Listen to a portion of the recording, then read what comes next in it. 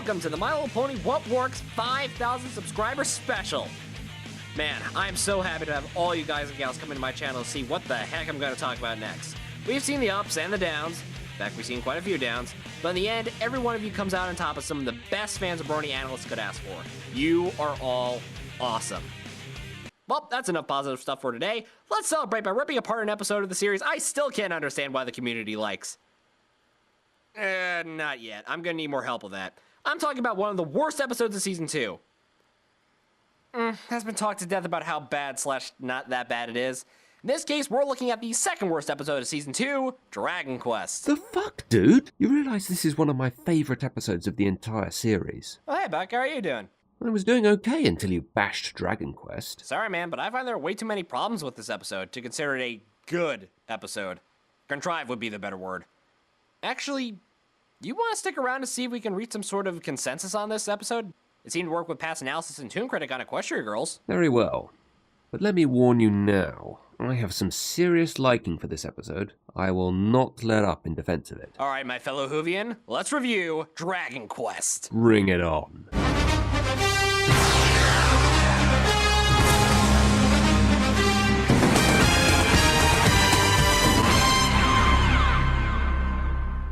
We open up this episode with the main six digging a trench for the incoming dragon migration. However, Twilight and Rainbow Dash are having a bit of trouble convincing Fluttershy to join in the watch. Must all that fear of adult dragons from Dragonshy. The convincing doesn't turn out too well as Fluttershy assertively rejects Rainbow Dash's offer and then leaves her house for the rest of the episode. So while the writer of this episode does sometimes lack continuity in their writing, we see in the opening scene their attempt at showing that Fluttershy has remembered her lesson from putting your hoof down. But purple grass? It's Equestria. Anything weird in nature that happens, we can just suspend our disbelief. For the most part. After the intro, we get the two words I never want to see in the opening credits. Meriwether Williams. I know I'm going on a tangent here, but I cannot stand Williams' writing in the show. With the exception of Wonderbolt's Academy and possibly Hearthswarming Eve, Meriwether Williams' writing is 100% forced. Every story she's written, or written on, was unnecessarily contrived from the setup to the plot elements in the story. And Dragon Quest is a perfect example of why her writing does not work in My Little Pony. So it's list time once again as we take a look at the Williams tropes of MLP. You have a list for everything in your reviews. Only when something pisses me off. And here comes our first trope now, Flanderization. Well, what do you think? Am I the toast of the trench or what? Wow, this trope was so upfront about itself, they actually rolled out the red carpet. If they want to camouflage themselves, why are they wearing green against purple grass? Oh well, at least we see that Rarity has sort of got the right idea. True, but does she have to loudly announce she's arrived, confetti and all? Thought she learned her lesson in Vanity during Sonic Rainboom. After watching the dragons fly over them, Rainbow starts to laugh at Spike's less threatening appearance. I find Rainbow's behaviour here really interesting. On the surface, it looks as if she's being rather unkind to Spike, teasing him for how he looks. But if you really think about this, the fact that she feels comfortable teasing Spike like this shows that they have a really good relationship with each other. But I'll talk more about this later. Really? That's not what I interpreted from the scene. The teasing starts off as playful ribbing with the irony of Spike saying us dragons are a force to be reckoned with, despite wearing the pink apron. Yeah, Spike kinda walked himself into that one. But then the playful ribbing turns into dispirited mocking as Rainbow Dash says, and I quote, "That's one tough stain for one lame dragon." And no apology was administered afterwards. Instead, every pony reinforced the point that Spike isn't like other dragons. It's playful teasing, like most guys do around their friends. It doesn't need an apology because they are friends. That's what friends do sometimes. It's all in good fun. Also, Rainbow is certainly being the element of honesty here. Looks like friendship is witchcraft was right. As this scene goes on, we see that the rest of them agree with Rainbow about Spike not being like other dragons, except that they are actually supportive of Spike for this. However, Spike still seems to agree more with Rainbow, that as a dragon, he is kind of lame, and that it's not right for him to be seen as cute by the other ponies. This is similar to the peer pressure most boys feel from a young age, to fit in with their demographic. Maybe that's why they have Rainbow, the least feminine of the main six, to be the one to make Spike start thinking about this. Alright, first off, the last time I was with my male friends when we were playfully ribbing with each other, it didn't end with one of us walking off in frustration. The end of this scene crossed the line from playful into mean-spirited. Second, this further proves Meriwether Williams doesn't know a damn thing about subtlety. Wouldn't it have been more effective if the scene just transitioned with Spike and self-doubt without the chastising from his friends and possible girlfriend? Well, I think Spike is really starting to become frustrated with himself and who he is. Rainbow's word merely pushed him into thinking about it. This is really the first major thing I really love about this episode. It's the first time Spike is starting to question who he is, and he really wants to do something with his life. He is no longer content with just watching Twilight and her friends achieving their life goals while he cheers from the sidelines. He wants to do something for himself. Now let's talk about the way Rarity is acting.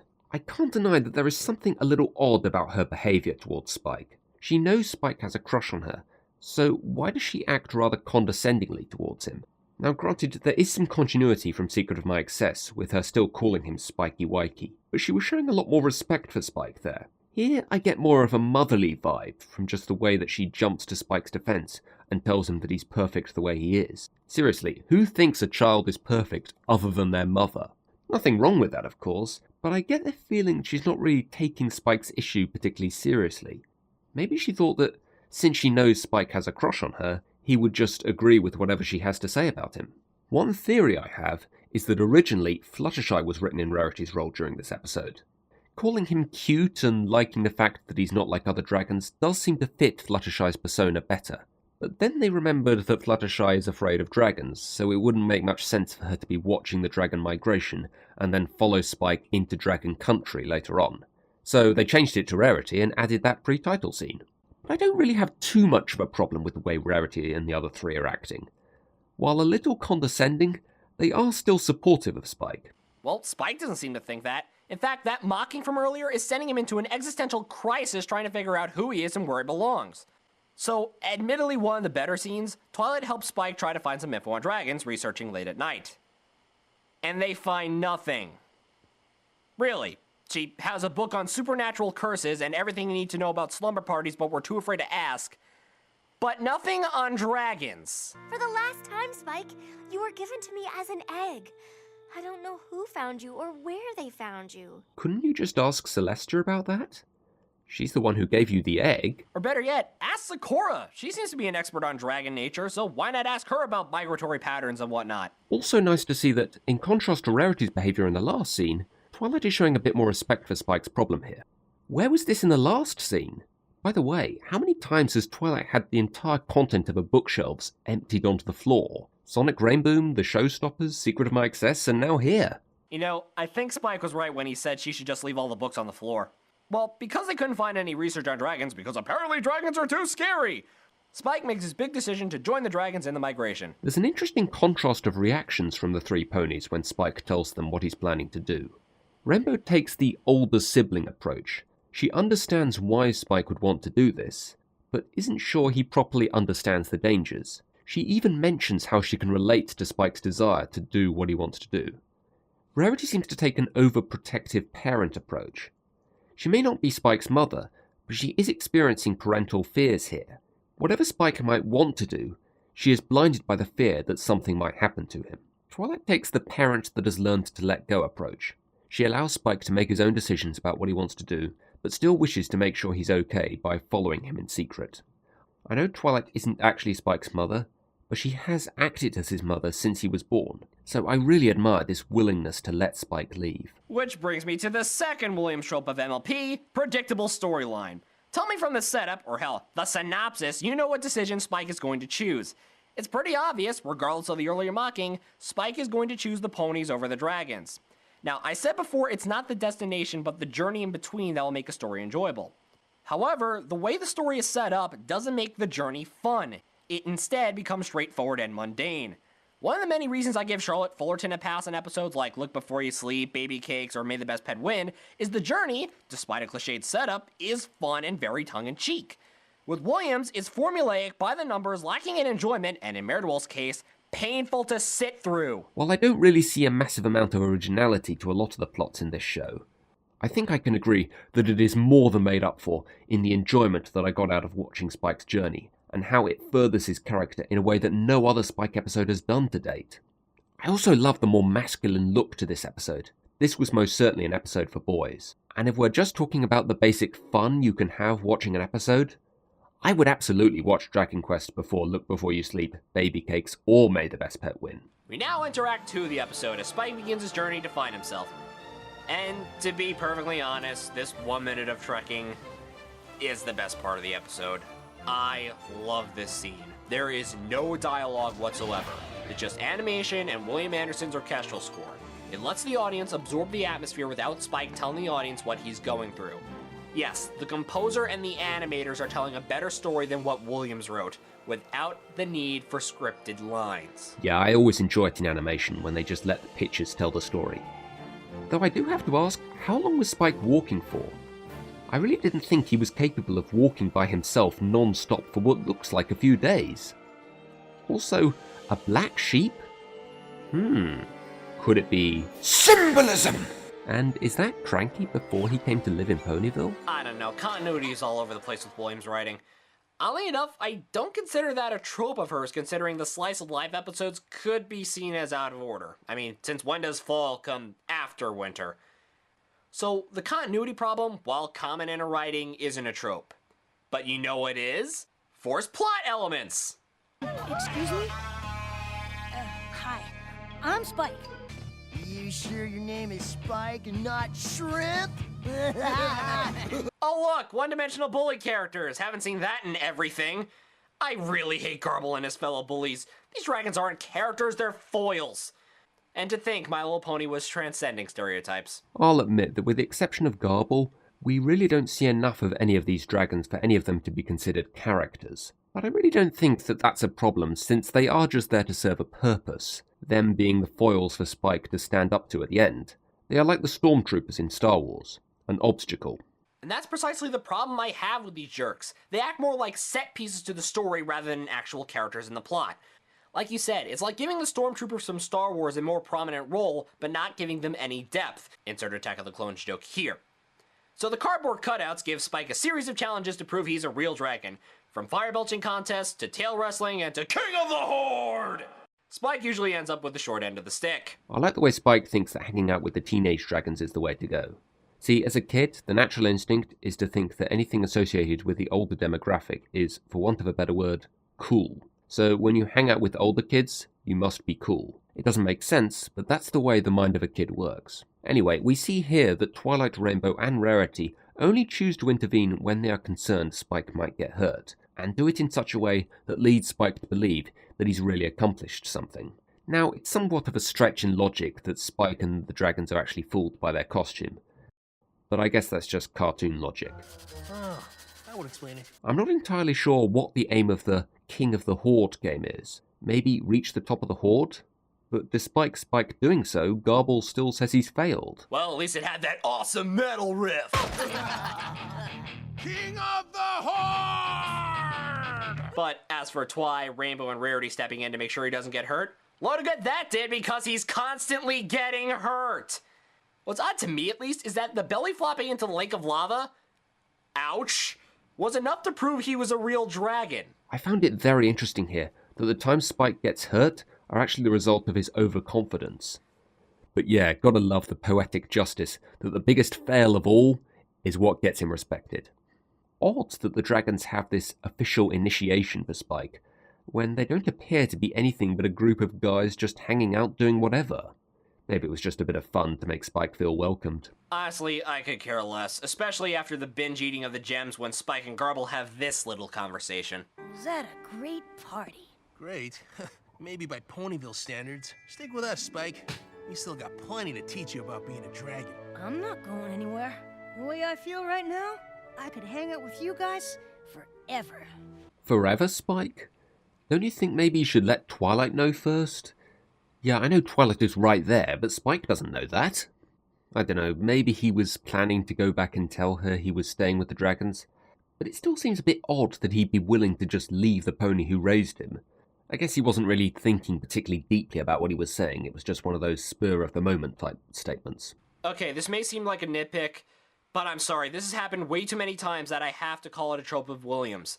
Missed opportunities. This statement about wanting to stay forever, again, more forced plot elements, really irks me. The way the story is set up is a giant opportunity for Meriwether Williams to delve into the backstory of Spike. We saw her do it in Heartwarming Eve with how Pinkie Pie got her cutie mark, how Equestria was made. Plus, she depicts a setting for Spike to work off of, which is quite large, despite the main color palette being brown. Instead, we have a stereotypical trying to fit in story with no surprises whatsoever. I don't know if that's really the story. It's more about Spike trying to discover what being a dragon is really about, and that it may not be something he wants to do. I think wanting more of a backstory on Spike is kind of missing the point. The lesson in this episode is that who you are and where you came from is not as important as what you choose to be and what you want to do with your life. It's about who you want to be, not who you were. One minor thing I didn't like about Secret of My Excess is that it really only develops the fact that Spike is a dragon, while this episode develops him as a character. Actually, now that you brought that up, why wasn't that a reason to tell Spike he's not like other dragons? Does he not remember rampaging throughout Ponyville? Does he not remember that it was his love for rarity that broke the greed and made him a monster? And why are we hamsters all of a sudden? None of this makes any sense! Damn you, Isuroma! Anyways, on to Act 3. Spike is now Rookie Dragon, may want to stay forever, and is about to go on his first dragon raid. His task? Steal a phoenix egg. Well, rather distract the parents while Garble and his minions steal the egg. Just to back up a moment, I find it interesting that Rainbow is the one who is the most dedicated to helping Spike during this whole thing, with trying to fly in the costume and the "we can't worry about that now" line from earlier. She cares more for Spike than the pony that raised him and the pony that kissed him twice not that long ago.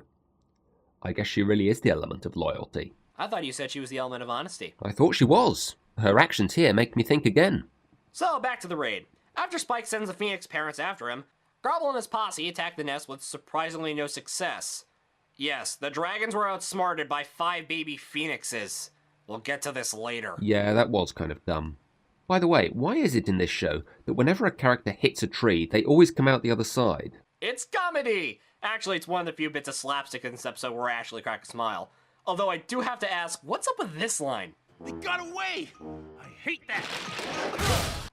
Wait, what? They got away! I hate that! Damn, the innocent baby birds I was trying to capture for my own selfish needs escaped! I hate when that happens! I guess Garble is just annoyed that they have failed in what they were trying to do. I know, it's just Vincent Tong's delivery of that line sends it into cheesy B-movie territory. They got away! I hate that! So with the failure of the foils from the flock of phoenixes, try saying that 3 times fast, Spike happens upon a lonely phoenix egg that fell out of the nest.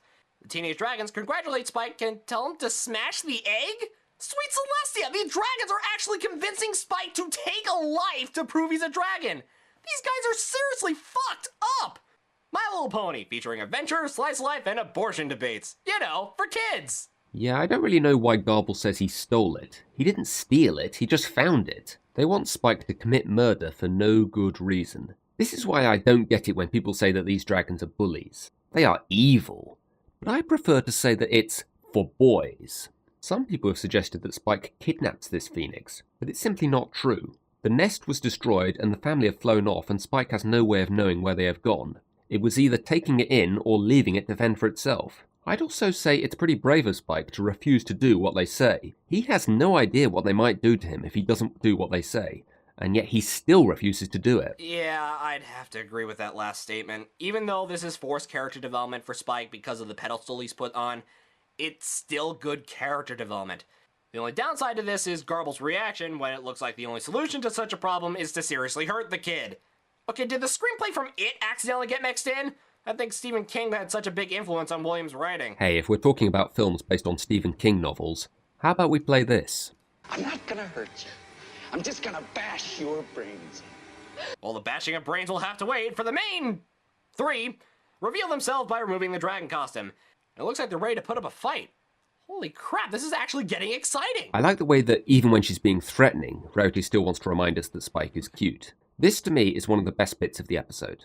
Let me try to summarise what metaphor is really going on here. Spike is a brony, the other dragons are anti-bronies, the ponies are MLP. Garble says, "Are those namby-pamby ponies your friends?" Is like when people ask, "You watch a show for little girls?" And Spike says, "Yes, and they're better friends than you." It's like when we say to them, "Yes, and it's actually one of the best shows on TV." This scene is basically saying that we shouldn't be ashamed of telling people we know in real life that we watch this show. Just say, "Yeah, we watch it."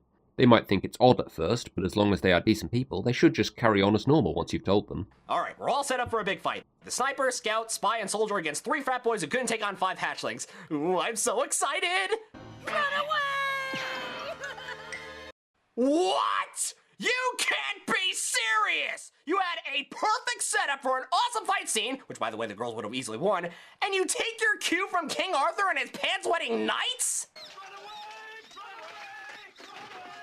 Well, this final resolution is brought to you by the final and most hated Williams trope of MLP, the bullshit anticlimax. Disappointing viewers since the mysterious Meridowell aired. Honestly, this just doesn't bother me in the slightest. I love my action, especially when it comes to animation. I love the stuff in things like the 90s Spider-Man cartoon, Batman the Animated Series, or Teen Titans, but I'm never really all that interested in seeing the action in this show. This is a slice-of-life show. I can live without action in MLP. Even in the fight scenes we have had in this show, the main things that I remember are the jokes. I also don't really see what there would be to gain from them fighting them, since, as we see, Twilight just teleports them out anyway. That does bring up another question. If Twilight could just teleport themselves far away from the dragons, why the need for the pseudo buildup that could have been avoided in the first place? The same thing happened in Spike Gage's Service when the Timberwolves morphed into a giant Timberwolf, Spike threw a rock at it, and it was easily crushed. It was a big rock. No, it wasn't a big rock. Like in Equestria Girls, it becomes more padding for the episode. Well, I'm certainly not going to defend that Spike episode. But anyway, I like the hug the 4 of them share at the end of the whole thing. And there is a cute reuse of the line from Rarity. So we return to Ponyville for our epilogue. Spike acknowledges he learned the difference between who you are and what you are. His pony friends taught him to be kind, loyal, and true. Bullshit! And the egg from earlier hatched into a baby phoenix. His name is Pee-wee, and we never see him again. Except for a brief moment in Just for Sidekicks. You know, after all that I've torn into this episode, I am so glad someone in the Western animation industry actually made this plot work 1,000 times better. And it's one of your favorite Gravity Falls episodes, Buck. Dipper versus Manliness. In Dipper vs. Manliness, the teasing is justified because the people administering the teasing made sense. Mabel can tease because, well, they're siblings, and siblings will do that to each other at a young age, and Grunkle Stan is an asshole, which is part of his character. In Dragon Quest, the teasing is forced to the point of mocking from Rainbow Dash and annoying overbearance from Rarity that started the journey in the first place. I don't know, Rainbow seems to play a similar role to Mabel here. She does act like something of an older sibling towards Spike in this episode, and no one gives the other side of the argument in Dipper vs. Manliness. So I'd say I prefer the scene in Dragon Quest. In Dipper vs. Manliness, the Manitars found Dipper and were willing to help Dipper become their definition of a man, at some points experiencing the same pain as Dipper. In Dragon Quest, Spike found the teenage dragons and they made Spike go through all those challenges to the point where only Spike was feeling pain.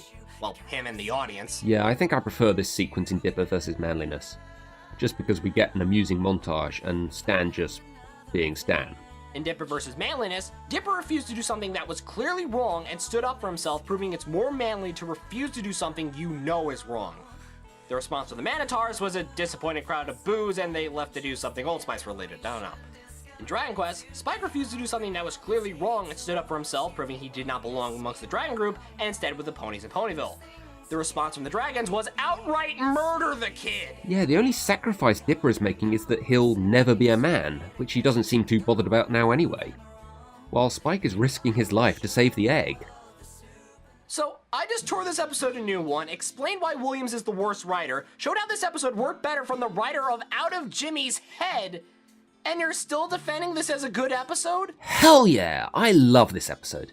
It's the only Spike episode to date that has really properly developed his character, showing him really wanting to do something with his life, and learning a valuable lesson about how he should choose what he wants to do and not care what others think.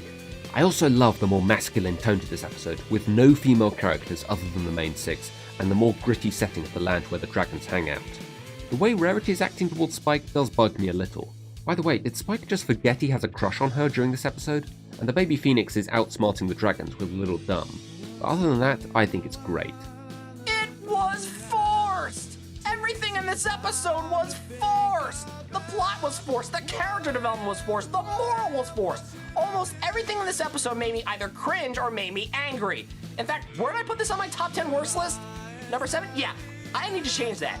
After watching this contrived episode once again, Dragon Quest reclaims its spot as my number 5 least favorite episode.